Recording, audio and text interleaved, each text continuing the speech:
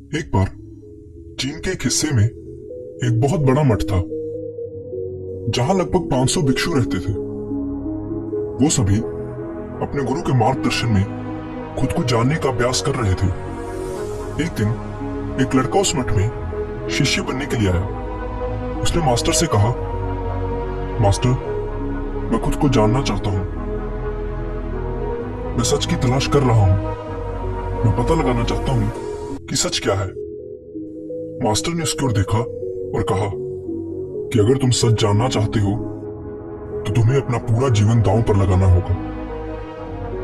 सच को जानने में तुम्हारा पूरा जीवन लग सकता है, और फिर भी इस बात की कोई गारंटी नहीं है कि इस जीवन काल में तुम्हें सच का पता लगेगा या नहीं। क्या तुम इसके लिए तैयार हो? शिष्य ने कहा, मास्टर, मैं यहां पीछे मुड़ने के लिए नहीं आया हूं, मैं इसके लिए तैयार हूं।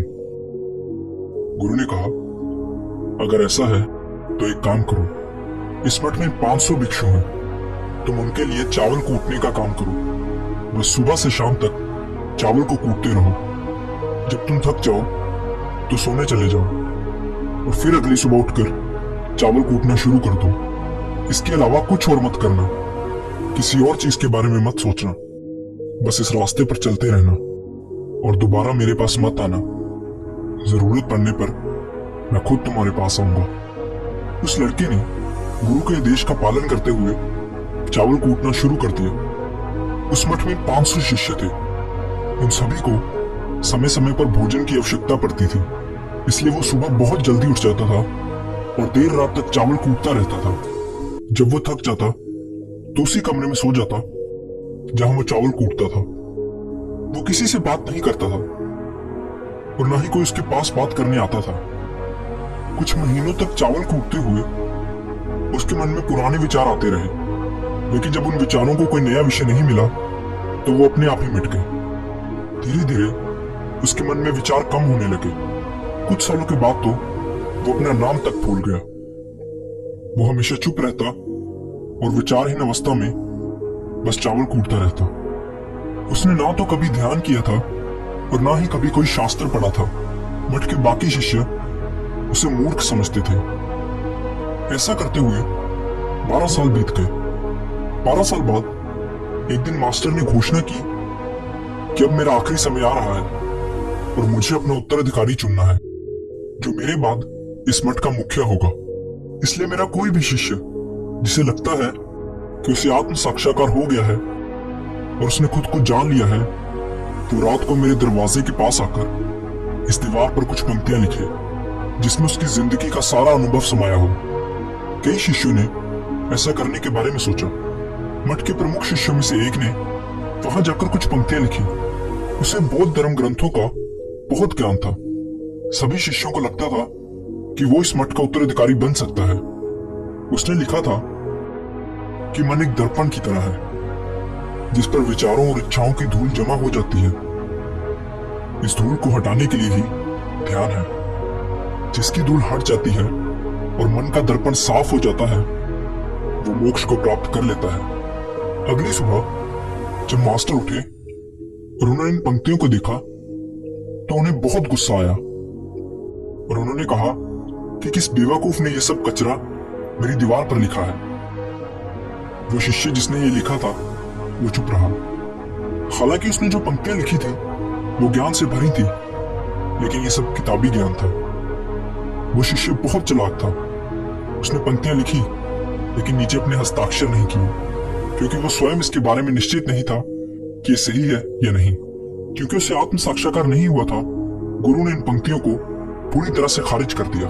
ये देखकर सभी हैरान रह गए। ये घटना पूरे मठ में चर्चा का विषय बन गई। इस विषय पर बात करते हुए 2 शिष्य उस शिष्य के पास से गुजरे जो 12 साल पहले यहाँ आया था और दिन रात बस चावल कूटता रहता था। दोनों की चर्चा सुनकर वो धीरे से हंस पड़ा। दोनों शिष्यों ने उससे पूछा कि तुम क्यों हंस रहे हो? उन दोनों की नजर में ये चावल कूटने वाला बहुत ही तुच्छ भिक्षु था। किसी ने भी उसे ना तो कभी ध्यान करते देखा था और ना ही कभी कोई शास्त्र पढ़ते। हर कोई उसे मूर्ख समझता था जो बस चावल कूटना ही जानता था। उस मठ में बहुत बड़े बड़े विद्वान थे लेकिन उस चावल कूटने वाले को किसी से कोई मतलब नहीं था, इसलिए वो दोनों शिष्य उसे मुस्कुराता हुआ देखकर चकित रह गए। उन्होंने फिर उससे पूछा कि तुम क्यों हंसे? उसने जवाब दिया, मैं इसलिए हंसा क्योंकि मास्टर सही बोल रहे हैं, ये सभी पंक्तियां कचरा हैं, इन पंक्तियों का कोई मूल्य नहीं है। वो दोनों शिष्य चौंक गए। उन्होंने उससे पूछा कि क्या तुम कुछ ऐसी पंक्तियां लिख सकते हो जो इससे बेहतर हो?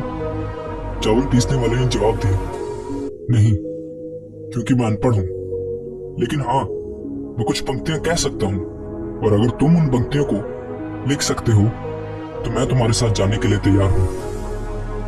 उन दोनों शिष्यों ने कहा, ठीक है। वो मास्टर के कमरे के पास गए और चावल कूटने वाले ने कुछ पंक्तियां बोली और दूसरे शिष्य ने उसे दीवार पर लिख दिया और उन पंक्तियों के नीचे लिख दिया, चावल कूटने वाला। उन्हें लगा कि मास्टर इस पर भी गुस्सा करेंगे। जो पंक्तियां उसने लिखने के लिए कहा था वो बहुत अद्भुत थी, और वो पंक्तियां थी, मन तो बस एक भ्रम है, ना तो मन है और ना ही मन का कोई दर्पण है, और जब मन ही नहीं है तो धूल कहां ठहरेगी। जो ये जानता है वो सच को जान गया है। जब गुरु ने इन पंक्तियों को देखा तो वो आधी रात को उठे और उस चावल कूटने वाले के पास गए। वो सो रहा था।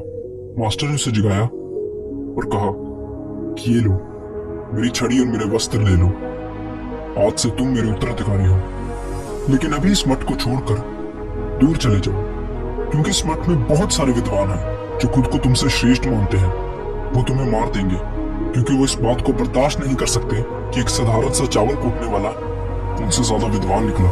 तुम्हें वो सारा ज्ञान हो गया है जो मुझे है, और तुम्हें ये केवल चावल कूटते कूटते हुआ है। और मुझे पता है कि तुम जहां भी जाओगे लोग तुम्हारे पास आने लगेंगे, क्योंकि जब कोई फूल खिलता है तो उसकी महक हर तरफ फैलने लगती है।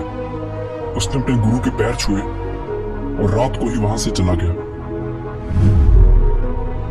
अगर हम अपनी जिंदगी में देखें तो पाएंगे कि बहुत से लोग सोचते हैं कि ध्यान केवल एक जगह बैठकर आंखें बंद कर ही किया जा सकता है, लेकिन हकीकत में ऐसा नहीं है। ध्यान तो चलते चलते भी किया जा सकता है, या अपना कुछ काम करते हुए भी ध्यान किया जा सकता है। असल में ध्यान का मतलब यह है कि आप जो भी काम कर रहे हैं उसे इतनी शिद्दत से करें कि आपको अपने शरीर का ख्याल भी ना रहे। बिल्कुल उस चावल पीसने वाले की तरह, जो चावल कूटने में इतना मगन हो गया कि उसे खुद का कुछ ख्याल ही नहीं रहा। चावल कूटते हुए ही उसने आत्म साक्षात्कार प्राप्त कर लिया। इसी तरह ज़ेन का अर्थ है हर समय वर्तमान में रहना और कुछ नहीं सोचना, क्योंकि मन तब तक ही है जब तक विचार है। जब विचार नहीं रहेंगे तो मन भी गायब हो जाएगा, और जब मन ही नहीं रहेगा तभी केवल तुम अपने आप को अच्छे से जान पाओगे। असल में हमें अपने वास्तविक स्वरूप को जानने के लिए कोई अन्य साधना करने की आवश्यकता नहीं है। हम जो कुछ भी कर रहे हैं बस उसमें हमें पूरी तरह से खो जाने की जरूरत है। अपने काम में इस कदर लीन हो जाओ कि आपका काम ही ध्यान बन जाए। धन्यवाद।